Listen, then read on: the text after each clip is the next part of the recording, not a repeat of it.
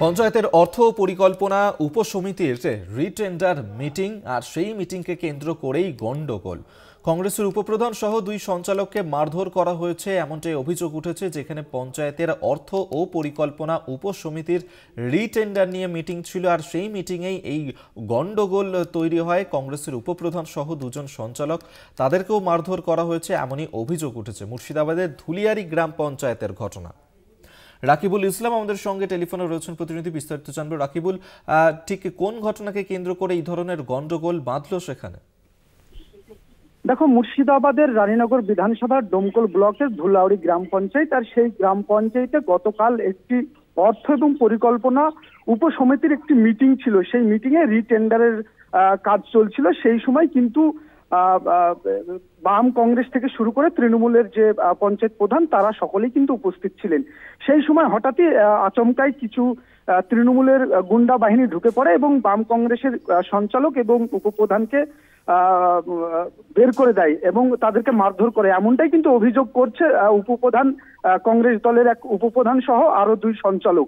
এমনটাই অভিযোগ কিন্তু তৃণমূলের বিরুদ্ধে করছে। তাদের যে অভিযোগটা সেটা হচ্ছে যে সমিতির যে মিটিং ছিল, সেই মিটিং এ প্রধানের সঙ্গে মেম্বার এবং উপপ্রধান এবং সঞ্চালকদের কথাবার্তা চলছিল।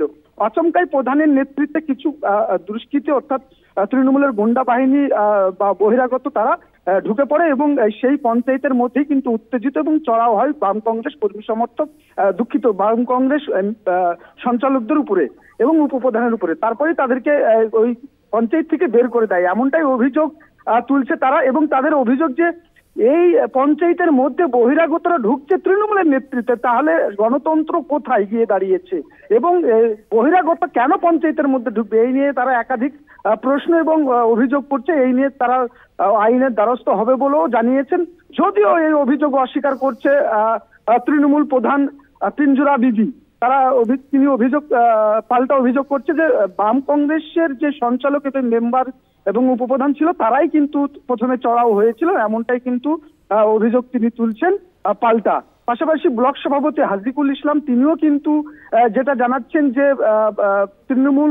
তৃণমূলের নামে কালিমা লিপ্ত করার চেষ্টা করছে বাম কংগ্রেস জোট, কেননা তারা মাটি সর্বশান্ত হয়েছে, তারা মাটি হারিয়েছে। এই ডোমকল ব্লক, রানীনগর, ডোমকল বিধানসভা, রানীনগর বিধানসভা, সেই সব জায়গায় কিন্তু তারা একের পর এক হেরেছে। মূলত সেই কারণেই কিন্তু তারা একের পর এক মিথ্যে অভিযোগ লাগাচ্ছে তৃণমূলের বিরুদ্ধে। যদিও ব্লক কংগ্রেস সভাপতি তহিদুল ইসলাম যেটা জানাচ্ছেন যে এই যে গণতন্ত্র একের পর এক নষ্ট করছে তৃণমূল কংগ্রেস এবং পঞ্চায়েতে বহিরাগত ঢুকছে, তার বিরুদ্ধে আমরা অনড় হব এবং ধিক্কার জানাবো।